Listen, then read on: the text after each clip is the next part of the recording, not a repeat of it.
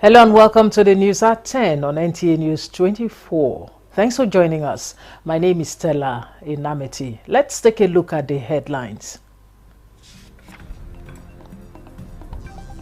President Bola Tinubu inaugurates renovated International Conference Center, taxed Nigerians on maintenance culture.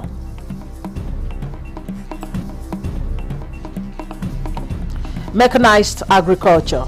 Federal government embarks on mass refurbishment of non-functional tractors to boost food security. Promoting financial literacy. Nigeria annual yearly training of 100,000 people in foreign exchange, forex trading and commodity exchange. Governor Umaru Bago of Niger State announces donation of 1 billion naira to victims of Mokwa flood.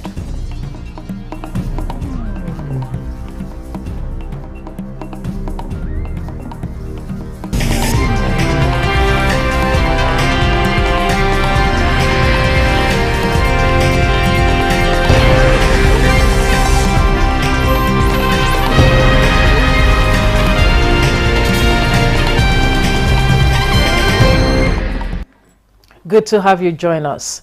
Now details of the news. The newly inaugurated International Conference Center has been renamed Bola Tinubu International Conference Center with a call on potential users of the rehabilitated FDFs to be ready to pay for proper sustainability. President Bola Tinubu presided over the official inauguration of the project. Onoze Yakubu reports. The rehabilitation work on the newly inaugurated Bola Tinubu International Conference Center was completed within 18 months. The edifice now wears a new look. FCT Minister Nyesom Wike commends the President for his support and with a passionate appeal from the President to allow him generate revenue for the sustainability of the edifice. Today, this International Bola Tinubu International Conference can match any other international conference. But what I want to appeal, Mr. President, because I know pressure will come, how do we sustain this? I want to let everybody know, whether you're a ministry, whether you're an agency, you want to use this, you have to pay something. You have to pay. That's the only way it can be sustained. Nothing like my brother, my sister is going to have wedding. If you want to use a place like this, such a beautiful place, then you must do something. Mr. President, the renovation, the rehabilitation, and the transformation that we are witnessing in ICC is what we are bringing to this country, whether people like it or not. The Nigerian Parliament is very proud of you. We are proud of the fact that we do the budgeting, we give the approval, and we do the execution. President Bola Tinubu, who was conducted around the conference center, expressed his satisfaction with the quality of work, reiterating his administration's stand at improving infrastructure in every sector of the economy, in line with the renewed hope agenda of his administration. He calls on potential users of the conference center to be ready to pay adequately for services. Here is a sign of a good thing that we are correcting and we are reflecting, renewing our hope and believing in ourselves, in what we can do, what Nigeria can be, a great nation on earth. And you must obey what the landlord says. You want to live this place, you gotta pay for it. The President commended the minister, describing him as a transformational leader that is changing the narratives on infrastructure development in the FCT. The contractor also got a pat on his back, applauding him for a job well done. Onoze Yakubu, NTA News. and Vice President Kashim Shettima was in Maiduguri to inaugurate 375 tractors, marking the commencement of a nationwide refurbishment of non-functional tractors by the National Agency for Science and Engineering Infrastructure, NASENI, under the National Asset Restoration Program, an initiative to boost mechanized agriculture and enhance food security. Mohammed Goni reports.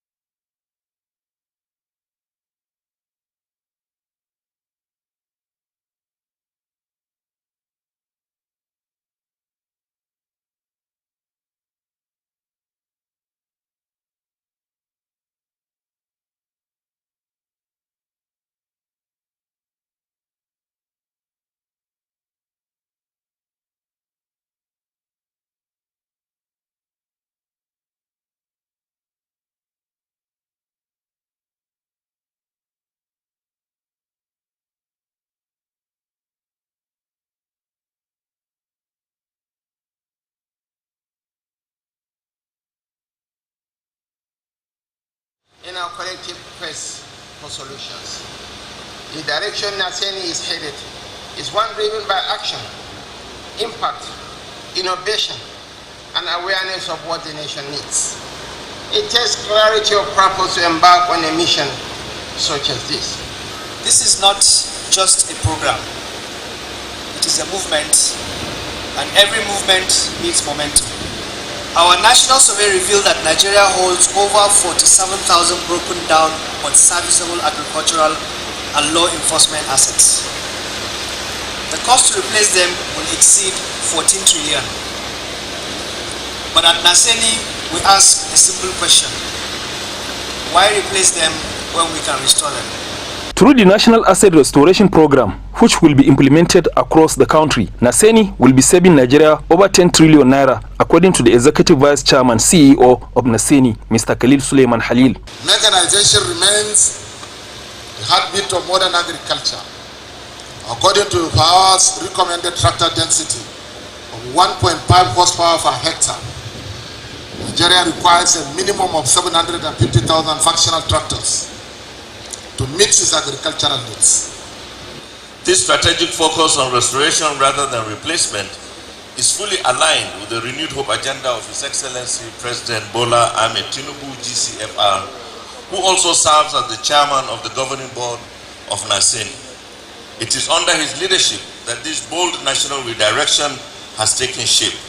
With effective implementation of the National Asset Restoration Program, it is expected that livelihoods will be rebuilt, food system will be strengthened, economic activities in the rural areas will be revitalized, and more values will be added to Nigeria's economy. In Maiduguri, Mohammed Goni, NTA News. Economic reforms in the last 2 years of the present administration have been adjudged as largely successful, owing to slowing inflation, GDP and currency growth, in addition to increased investor confidence, among other indicators. This is the view of the Independent Media and Policy Initiative during a World Press Conference in Abuja. Benny Adams reports. For 2 years, the economic winds across Nigeria have been swift with unfamiliar currents. But today, key players in Nigeria's economy say the challenging times are in fact laying the groundwork for a brighter future, which is already here. The immediate reflection of the positive move inherent in the unification of the foreign exchange windows is the increase in revenue for states and local governments and a reduction in public debt. The federal government revenue rose by 82.4% from 6.8 trillion in 2023 to 12.4 trillion in 2024, driven by the unification of the foreign exchange rate, enhanced tax administration, and reforms in treasury remittances, according to data sourced from the World Bank. Dr. Akisiju believes that the removal of the petroleum subsidy and the unification of the nation's multiple foreign exchange windows, among other reforms, is a test of political will, which is yielding results that have never been recorded in 2 years of any administration since 1999. In those 2 years, we can testify by verifiable data that Nigeria have recorded a substantial economic restructuring in measures beyond the contemplation of the various advocacies around restructuring demanded of Nigerian leaders of the past 26 years. Dr. Akinsiju believes that with energy independence on the horizon, green shoots in agriculture, a healthier treasury, and a global confidence rebound, in addition to jobs on the rise, Nigeria is on the path of sustainable growth. The Independent Media and Policy Initiative appeals to government to ensure that these hard-won gains translate into tangible improvements for every Nigerian. In Abuja, Benny Adams, NTA News. The Lagos-Calabar Coastal Highway, no doubt, is a giant leap towards massive and structured development in the country. When completed, the highway and other road constructions going on in the country will add to the country GDP. Bolaji Akim in this report takes a look at the merits of the Lagos-Calabar Coastal Road. The 750-kilometer Lagos-Calabar Coastal Highway is a brainchild of President Bola Ahmed Tinubu. The highway connects 9 states across the country, creating trade integration, easy movement of goods and services with other massive significant infrastructures around the coastal highway. Nigerians and other users of the road will experience smooth motoring. It's going to reduce the man-hour of the labor and time that is expended on the roads when people move goods from Lagos to the Niger Delta and further up. Built with concrete pavements to reduce emissions and earning carbon credit for Nigeria, it is also designed to produce clean energy through installation of solar lights and trees planted along the routes. We're going to have a relief station where you have supermarkets, small clinic, you have towing vans, you have parking lots for cars and trucks and so on and so forth. And we are passing through the coast where water is very friendly with concrete. Asphalt, we just fell under a very high moisture. With the inauguration of the first section of the coastal highway by President Bola Tinubu, stakeholders are optimistic that Nigerians will benefit from the renewed hope initiative of the present administration. In Lagos, Bolaji Akim, NTA News. And still on road infrastructure, in the heart of Nigeria's northwest, a silent revolution is underway. This is transforming lives, connecting communities, and paving the future. Mohammed Musa Askira reports that Jigawa is now in a place where roads are more than just tarred surfaces, but lifelines of development. Namadi administration has inherited 26 strategic road projects from its predecessor and not only ensured their completion but gone several steps further. This year alone, 48 new road projects have been launched under Umar Namadi administration, all at various stages of execution. From rural hamlets and sleepy villages to bustling towns and emerging urban centers, these roads are creating vital connections. A staggering 400 billion carefully committed to one purpose, opening up Jigawa State to commerce, opportunity and inclusion. In places once cut off by poor road access, local farmers now reach bigger markets. Women in small communities travel more safely to health centers, while movements of goods and services become seamless. If you go to some places where before they have a problem of access to their environment, to their houses, to the markets, to the schools, you find that now they are all have access to that their facilities. The construction of this road has made our villages more well known and has also improved our economic well-being. We, the drivers and our passengers, are very happy with this renovation and construction. Jigawa is redefining what governance means at the grassroots. But beyond the statistics and engineering marvels lies the true story of people empowered, lives uplifted, and states on the move. From Dutse, Muhammad Musa Askira, NTA News. This is the news at 10 on NTA News 24. We'll take a break now. More reports when we return. Just you will dive into exhilarating hands that will fuel your passion in education and propel your career to new heights. We don't just teach, we craft the next generation of media leaders. Explore our diverse offering, understanding the personnel matters and issues in the public service, basic development communication, financial reporting under IPSAS, and interpretation of public sector accounting standard IPSAS, audit, internal check and control management, video camera maintenance, new technologies, optics, fiber, IP technologies, automation, storage management, and wireless technology. Challenges and opportunities in the secretarial profession in the digital age. Digital marketing, basic drama, online reporting, understanding the provisions of the revised public service, audio engineering operations and maintenance, camera operations, and intermediate drama. Mark your calendar. The second quarter of 2025 is your launch pad. This is your moment to seize the future. Announcer Management.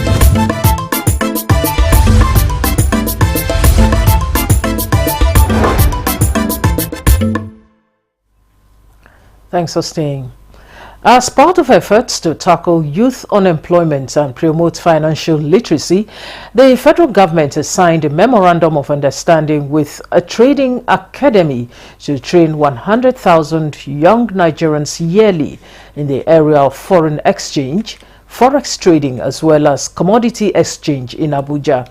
The agreement is aimed at equipping Nigerian youth with practical skills in forex and commodity trading, risk management, as well as financial planning. This will therefore empower them to navigate and thrive in today's global financial marketplace, ensure accountability, transparency, and measurable outcomes that genuinely impact the lives of young Nigerians. For the Minister of Youth Development, Ayodele Olawande, the partnership is a major step towards the ministry's mission to drive youth empowerment through capacity development, innovation, and access to transformative opportunities. Through capacity buildings, innovations, and access to opportunities, we are not just teaching them to trade, we are teaching them to think and critically take the advantage of the opportunity of the global market. In forex trading, it's more of psychology. There will be, in the trading, there will be risk that will be taught, and there are some contents that will really help the youth of this nation. So that's why we've come up with this idea of financial literacy. The training is expected to commence 3 months from now. And from Geneva in Switzerland, at the 113th International Labour Conference, the Minister of Labour and Employment, Muhammadu Megeri Dingyadi, conveyed federal government's strong commitment to prioritizing social justice and constructing an equitable society. Ignatius Nkwo has this report. Well, by 3 p.m. local time in Geneva, Switzerland, it was time for Nigeria to present the position of the federal government on the issue of workers and work environment. Now, 187 member nations of the International Labour Organization were all seated, eager to listen to Africa's most populous nation. And the man who made this presentation, Nigeria's Minister of Labour and Employment, Muhammadu Megeri Dingyadi. Well, when the minister mounted the podium, he started, first of all, by assuring the ILO that the federal government, in its renewed hope agenda, has already aligned with the visions of ILO, especially as regards to improved welfare of Nigerian workers and the environment. Nigeria shares the ILO's vision of a just transition and acknowledges the sustainable development which hinges on inclusive economic growth, fair labor practices, and robust democratic institutions. The minister also spoke on transiting from informal to formal sector of the economy, which he says the federal government is putting in place to attract more investment. Priority areas of the Renewed Hope agenda of President Bola Ahmed Tinubu's administration, which are designed to reposition Nigeria as a prime global investment destination. Poverty eradication, economic growth, access to capital, improving the security of life and property, rule of law, and fight against corruption. Well, after the presentation of the minister, some Nigerian delegates react to the minister's presentation. Advise that the way forward is not just to take such resolutions, but to get labor leaders involved in decision-making and policies that concern the workers in the country. We have two bills, one that has undergone public hearing, particularly to upscale domestic civil servants in Nigeria and give them registration, recognition, and the benefit to benefit, so that we will reduce exploitation and also criminality in that job. The International Trade Union Conference has urged the ILO to investigate alleged abuse of migrants by Saudi Arabia as it's getting set to host the 2034 FIFA World Cup. From Geneva, Switzerland, Ignatius Nkwo, NTN News. To the Temple of Justice now. The Federal High Court sitting in Ikoyi, Lagos, has convicted and sentenced 9 Chinese to 1 year imprisonment each for cyber terrorism and internet fraud. The convicts are among the syndicate of 792 alleged cryptocurrency investment and romance fraud suspects arrested in December 2024 in Lagos during a sting operation conducted by EFCC operatives. They were subsequently arraigned on 1 count separate charge of cyber terrorism and internet fraud in February 2025 by the Economic and Financial Crimes Commission (EFCC). They initially pleaded not guilty to the charges. However, during the sitting on Thursday, June 5, 2025, they changed their plea from not guilty to guilty. In view of their pleas, Justice Osiago convicted and sentenced each of the defendants to 1 year imprisonment, starting from the date of arrest, with a fine of 1 million naira each. The judge further ordered that upon completion of their prison sentence, the Comptroller General of Immigration should ensure that they are repatriated to their country of origin within 7 days. The mobile phones, computers, laptops and routers seized from them at the time of arrest were forfeited to the federal government. Talking politics, the Governing All Progressives Congress (APC) Rivers State Chapter says there is no existing platform within and outside Rivers promoting the reconciliation of the suspended Governor Siminalayi Fubara and Minister of the Federal Capital Territory Nyesom Wike.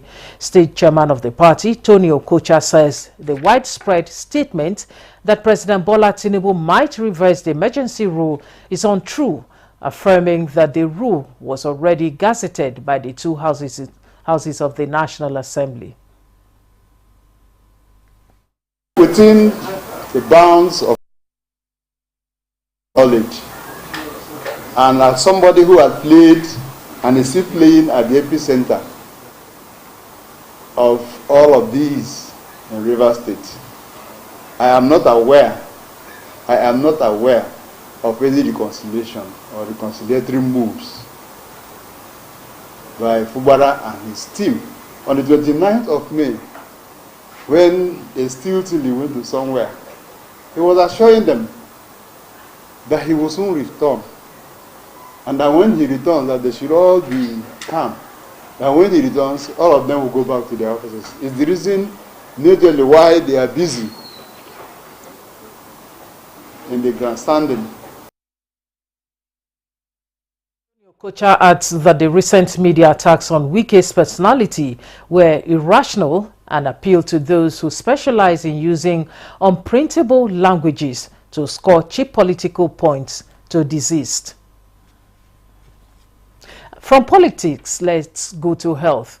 The federal government is committed to collaborating with state and local governments to ensure Nigerians have access to healthcare services at all levels.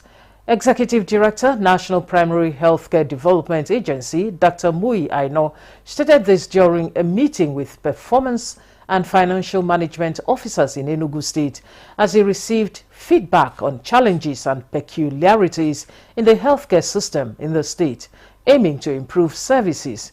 Dr. Aino highlighted the value of the performance and financial management officers initiative by President Bola Tinubu's administration, noting that they are already making an impact by verifying information, guiding and providing oversight at health facilities, thereby enhancing accountability and transparency. in the field and try to encourage them, but also hear from them to understand their challenges. The NPHCDA boss added that the officers would undergo training to familiarize themselves with the healthcare system, ensuring effectiveness and efficiency in their roles. We'll take another break now. More reports when we return.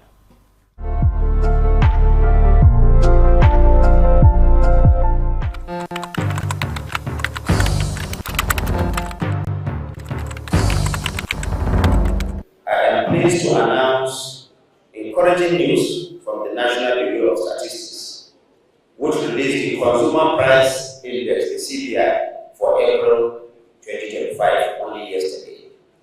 According to the report, the headline inflation rate for April stood at 23.71%,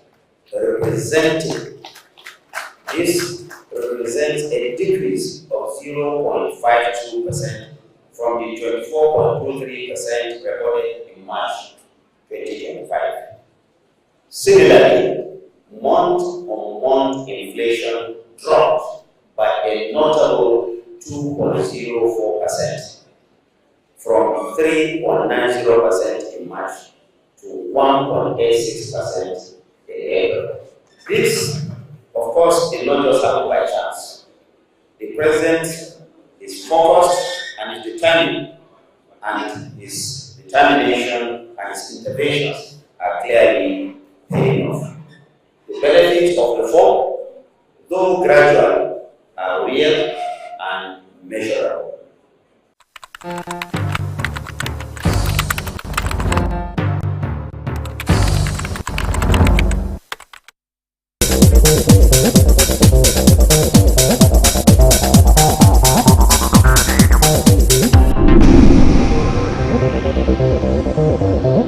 This is NTA News 24. You're watching the news at 10 on NTA News 24. Niger State Governor Mohammed Umaru Bago has announced the sum of 1 billion naira for the resettlement of the victims of the recent flood disaster in the Mokwa local government area of the state. The governor dropped a hint during an on-the-spot assessment of houses destroyed by the flood, where he subsequently addressed the community. Mukhtar Wowo reports. Governor Umaru Bago revealed that the state government will provide 10 trucks each of rice, beans, maize, millet and sorghum to the flood victims. While commiserating with the victims of the flood disaster, the governor promised that all donations made will be judiciously distributed to the victims through a committee that will be headed by his deputy, Comrade Yakubu Garba. When it happened, we're out of the country, and we got back yesterday and decided to make this place the first point of call. Governor Mohammed Umar Bago hinted that the state government will provide resettlement land and services. He then directed the Ministry for Land and Survey to issue a certificate of occupancy (COO) to the federal government to facilitate immediate construction of the resettlement homes for the flood victims. We are grateful to the president of this country, Bola Ahmed Tinubu, who was represented by the Vice President, Kashim Shettima, where he sympathized with our situation and made a pledge of 2 billion naira for the settlement of the affected families. The governor ordered that while the state government awaits the construction of the resettlement homes by the federal government, necessary arrangements will be made to ensure that the flood victims do not remain in the IDP camps for too long. Mukhtar Wowo, NTA News. Still from Niger State, the Mokwa flood victims in Niger State have received a 300 million naira donation from the Borno State government to address their immediate needs. The Borno State Governor, Professor Umara Babagana Zulum, announced the donation when he led a state delegation on a sympathy visit to the people and government of the state. Again, Mukhtar Wowo reports. Governor Umar Zulum of Borno State, while making the donation, said the gesture is to complement the efforts of the Niger State government in addressing the challenges of the disaster. Governor Zulum, while commiserating with the government and people of Niger State over the devastating effects of the flood that claimed many lives and destroyed property and livelihoods, said it is time for all governments at subnational level to work collectively to mitigate the effects of climate change in the society. He also enjoined the federal government to establish a robust mechanism that will check and address the issue. The earlier debate was to work on how we shall mitigate effects of climate change, rising infidels. It's a matter of great concern. Governor Mohammed Umar Bago appreciated his Borno State counterpart for the visit and donation, saying it was timely and a show of love. He observed that both states have many things in common and applauded the doggedness, proactiveness, perseverance and love of the Borno State governor, which he said has kept him on his toes.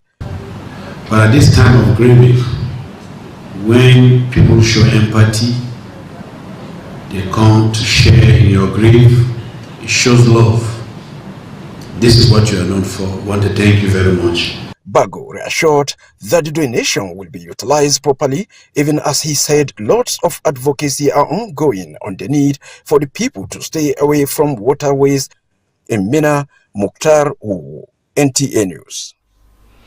To the confluent state, Kogi State government has reaffirmed its unwavering commitment to combating insecurity and called on citizens, media stakeholders and political actors to avoid spreading fear or politicizing the state's security challenges.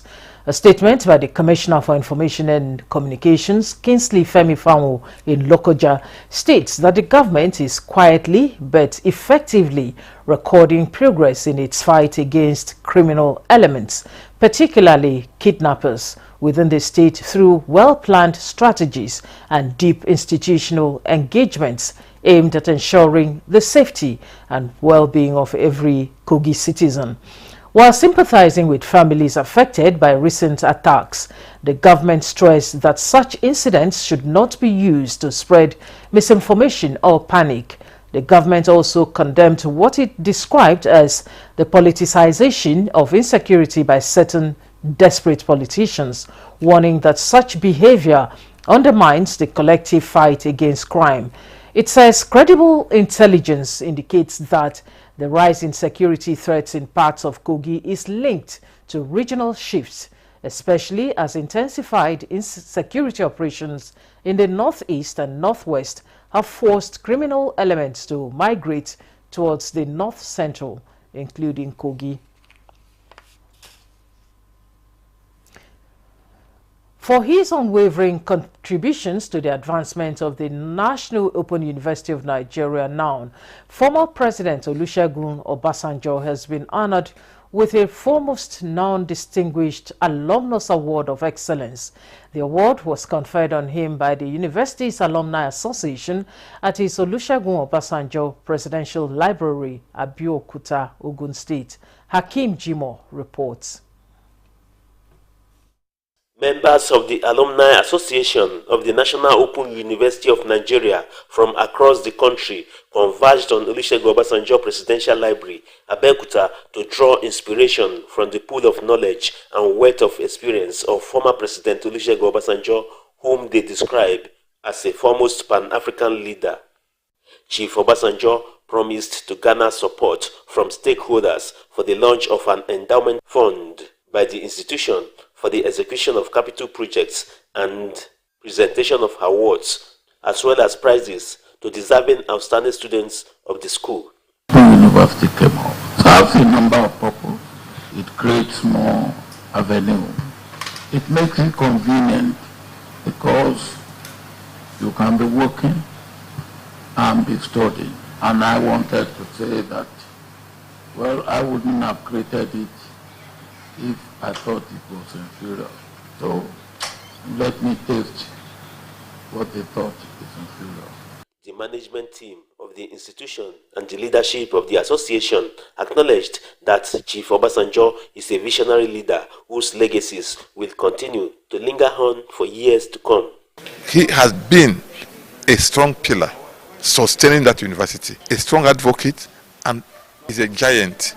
He is known all over Africa. His word here and there can do magic. And as an alumnus of the university, he have what it takes, to put the university forward. A lot of graduates of NOUN who are our alumni, they are doing well in various phases in Nigeria and abroad. And we believe that tapping into, the endowment fund, giving back to us, we'll be able to do more. A foremost distinguished award of excellence was conferred on Chief Obasanjo by the university for his unwavering contributions to the advancement of his alma mater, the National Open University of Nigeria. In Abeokuta, Akim Jimo, NTA News. Nigeria's First Lady, Oluremi Tinubu, has been conferred with another chieftaincy title from Igbo land, this time as the Ugosimba I of Enugu. The recognition, which acknowledges her as a jewel of women empowerment, was conferred on her by the chairman, Enugu State Traditional Rulers Council, His Royal Highness Igwe Samuel Asodu. State House correspondent Adeni Itaiwo reports that the conferment ceremony precedes the launch of the Free to Shine triple elimination campaign for the Southeast Zone in the state. There, appreciation found ample expression in tradition as Enugu State Traditional Rulers Council conferred a chieftaincy title of Ugosimba I of Enugu on Nigeria's First Lady, Oluremi Tinubu. The title, which recognizes her as jewel of women empowerment, is another toast to the First Lady's interventions and impact on the lives of women and the less privileged. I, as Igwe Samuel, His Majesty Igwe Samuel Ikechukwu Asadu, is mandated to recognize all this because we can only recognize it when you're alive. We don't want to say this when you're not here. So on behalf of my brothers here, my fellow kings, I want to thank you and thank our father. Send this message to him that we thank him. That, like I said, there's no vacancy in Asorok, just like there's no vacancy in the Lion Building here. The First Lady received the honor with smile, pride, and a new sense of commitment to the development of Nigeria. I thank you, and this moment will remain special in my heart, and I will always remember your people for the honor you've done me. From the ceremony, the First Lady joined critical stakeholders in and around the health sector to flag off the Free to Shine triple elimination campaign for the Southeast Zone. The goal of this campaign is to address the growing complacency in the response to the spread of HIV/AIDS in Africa. The Free to Shine campaign seeks to significantly reduce new HIV infections among women of reproductive age, prevent mother-to-child transmission, which is the vertical transmission, and ensure that every child born with HIV receives the necessary treatment and support to thrive. Let me share experience termed my travel of living with HIV. As survivors unpack their testimonies and brandish their victory against HIV/AIDS, the message of hope renewed against the menace of HIV/AIDS, syphilis, and hepatitis is clear. But so is the need for more resource mobilization and collaboration. I believe with the concerted efforts of all stakeholders here present, especially as State First Ladies, who will help disseminate this message in their various states. This deadline can be attained by the grace of God, and I rely on you all to do the needful. Please, I'm going to repeat this again. I want to see your billboard in every state, with your picture there, encouraging people to get tested and to get treatment. This is not just a medical goal, it is a moral one, because these diseases are preventable and our people deserve to live free of them. In the 2025 budget, adequate budgetary provision has been made to ensure that we do not have any gap in the supply of ART drugs, reagents for testing, and other essential inputs. Since its maiden launch in January this year, the Free to Shine triple elimination campaign has gone around the country, drawing support and building coalition against killer diseases. From Enugu, Adeni Itaiwo, NTA News. The Senate Committee on Foreign Affairs has confirmed that no casualties were recorded as a result of the recent fire incident at a hotel accommodating some Nigerian pilgrims in Makkah. This was when the committee members, led by Senator Ali Ndume, paid an assessment visit to the scene of the incident. Correspondent Jamilu Ibrahim has more. The recent fire incident at one of the hotels accommodating some Nigerian contingent for this year's Hajj in Makkah has been a source of concern to all the relevant authorities and stakeholders. The Emiratus Sanan Hotel, located on Shari Mansur Street in Makkah, was hosting more than 480 Nigerian pilgrims from some 6 private tour operators companies. Members of the Senate Committee on Foreign Affairs, led by Senator Ali Ndumi, who are currently on an oversight mission in Saudi Arabia, visited the scene to assess the situation. It's unfortunate, but alhamdulillah, there was no loss of life, and the NACON are up on doing on it. The assessments have not been completed. Yes. It's in the process, so we felt it is very important to come and do see for ourselves what happened. The NACON chairman, Professor Abdullahi Saleh Osman, told the Senate committee that only 6 rooms were consumed by the fire, and the pilgrims were at Muna Valley when the incident occurred. The more than 400 victims of the fire incident have been relocated to another accommodation. At the cause of the fire is yet to be ascertained. This is the new hotel where all the victims have been relocated to immediately after their return from Muna. The Senate committee is here to commiserate with the victims and to reassure them of their safety. From Mina, they took us directly to this hotel, where we come here, get the accommodation, and everybody is okay. The affected pilgrims have since resumed their normal life in the holy city, as most of them were said to be at the Grand Mosque of Kaaba as of the time of the Senate Committee's visit to their new accommodation. In Makkah, Jamilu Ibrahim, NTA News. Kano State Acting Governor Aminu Abdulsalam has enjoined residents to remain vigilant and report any threats to peace and security in their communities. He made the appeal while receiving the emirs of Rano and Gaya, who paid him a Salah homage at the government house. Abdullahi Mustafa has the report. Musicians brought life to the occasion as they performed in the company of the Emir of Rano, Muhammad Isa Umar. He is on a Salah homage to the acting governor of Kano State, Aminu Abdulsalam. The Emir's visit was both ceremonial and purposeful. While paying his traditional homage, he also took the opportunity to express appreciation to the Kano State government for its development efforts. He specifically commended the execution of projects in the Rano Emirate, including road construction, water supply initiatives, and the ongoing modernization of the Rano markets. The acting governor thanked the Emir for acknowledging the efforts of the administration and praised the monarch for his fatherly role in calming tensions following a recent crisis that claimed the lives of a resident and a divisional police officer. Abdulsalam urged residents of Rano and the entire state to remain law-abiding and vigilant, emphasizing the importance of collective responsibility in safeguarding peace and security. Also received by the acting governor was the Emir of Gaya, Ali Ibrahim Abdul Qadir, who, in addition to Salah homage, conveyed message of appreciation from his subjects. Appreciation for the execution of various development projects in and around the emirate by the administration of Governor Abba Kabir Yusuf, including the siting of a new state polytechnic in Gaya. In Kano, Abdullahi Mustafa, NTA News.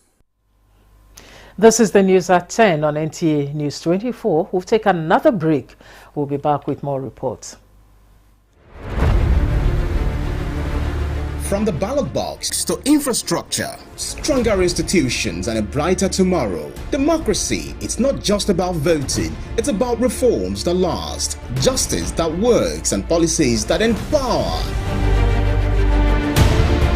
As Nigeria celebrates 26 years of democracy, it's time to consolidate the gains and embrace the necessity of enduring reforms. From transparency in governance, social interventions, increased state allocations, local government autonomy to student loans, healthcare incentives and inclusive governance, every reform matters. Let's build a Nigeria where democracy works for everyone. A Nigeria where progress is not a promise, but a reality. A Nigeria consolidating on the gains of democracy, necessity of enduring reforms. This message is brought to you by the Inter-Ministerial Committee on Nigeria's 26th Democracy Day celebration.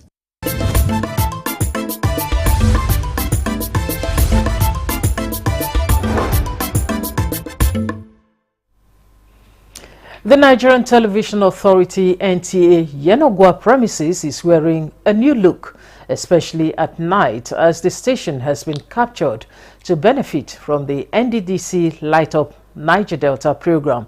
This is courtesy of the benevolence of Ekeki, the host community. Gift Ogbe brings us details. The delivery was made possible through the collaborative efforts of the management of the station and the Ekeki community to add to the ongoing moves by management to enhance the aesthetics and environment condition of the station, even as management is still scouting for a stable electricity supply needed in any broadcasting outfits for a 24 hours transmission. The essence of this light is for security purposes, so that is why we deem it fit to also reach out to the premise of NT. And this is also a federal parasata, so they are also benefiting from the impact of the NDDC, and which is an opportunity for them too. So as a community we have to reach out to the NTA. General Manager NTA Yenogwa, Madam Dauju White, expressed gratitude to the NDDC for the support and emphasized the importance of such initiatives in fostering development and sustainability in Bayelsa State. What we've been praying for, and like the Bible says, let there be light. I cannot but thank the CDC chairman, Ekeki community, for being instrumental, and particularly NDDC for counting NTA Yenogwa worthy for this gesture. The gesture is seen as a step forward in the fight against insecurity and a move towards embracing greener technology in the region. In Yenogwa, Gift Ogbe, NTA News. You're watching the news at 10 on NTA News 24. Here is a quick recap of today's top stories. President Bola Tinubu inaugurates renovated International Conference Center, tasked Nigerians on maintenance culture.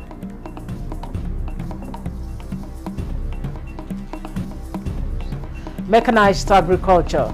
Federal government embarks on mass refurbishment of non-functional tractors to boost food security.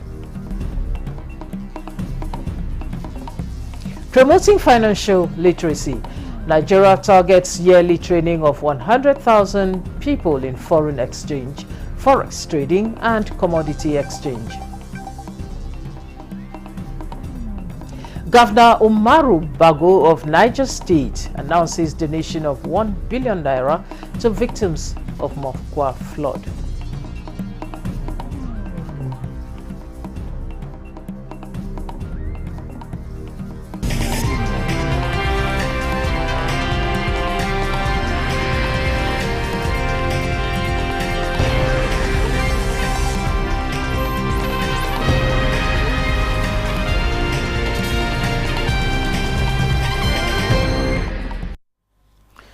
As part of its commitment to support the internally displaced persons and provide them with lifelong skills, the Spanish Embassy, in collaboration with the Skilled Women Initiative and National Commission for Refugees and Internally Displaced Persons, organized a week photography workshop for some of the youngsters in one of the IDP camps in Abuja. From Apanyi reports. Adorning the walls are the creative work of 14 brilliant youngsters who were opportuned to be part of the one-week photography seminar with the theme Dreams and Me, Stories Told Through Photography. Organizers of this workshop believe acquiring new skills will not only help these young Nigerians overcome material hardship, but emotional hardship, especially as the circumstances of life has led them to be living in camps as internally displaced persons. We like to support sustainable projects, especially those that can have a positive impact on the Nigerian creative sector in all its forms and expressions. Yes, we have 6 strategic pillars. One of it is a Skills to Wealth initiative. So wherever we find a reason to collaborate with any organizations in the area of skill acquisition, training, vocational, and craft enhancement, we quickly rush to pick that. We're not just talking about training this time around, we're taking it a step further. For getting into mentorship, but getting into providing equipment for these young people to start up their businesses. We encourage art therapy for young children because the young girls that we are teaching are coming from difficult childhoods and have migrated because of conflict. For the future leaders, the training, which saw national and international photography professionals mentored and trained them, was a dream come true, they say. The training has helped in harnessing the talents they didn't know they have. Being into this photography is a privilege to me because I never expected it at how my background comes. But as it comes like this, I appreciate it. I loved photography when we started doing it, so I felt so like it, and I felt like I want to be this photography, so I felt like I wanted to be a photographer. Some professional photographers who were impressed at the works of the exhibitors invited them to be interns to help drive their dreams and passions. Frama Panyi, NTA News. The Kogi State government has consoled the immediate family of the late Funsho Ganiyu Ibrahim, the Yagba East community, and everyone touched by his life and legacy. In a statement by the Commissioner for Information and Communications, Kingsley Femi Fawo describes Funsho Ganiyu Ibrahim as a man whose life embodied service, excellence, and integrity. As former executive chairman of Yagba East local government area and former managing director of the defunct Trade Bank of Nigeria, Ibrahim was not only a trailblazing professional but also a committed public servant who carried the touch of Yagba and Kogi State with pride across national platforms. The statement adds that as President CEO of Fragi Nigeria Limited and an alumnus of Leeds Metropolitan University, United Kingdom, his remarkable contributions to both the private and public sectors earned him widespread respect. The state governor, Ahmed Usman Ododo, and the good people of the state pray God, Almighty Allah, grant him eternal rest and comfort all those he has left behind. And that's the news at 10 on NTA News 24. Thanks for joining us. I am Stella Inameti.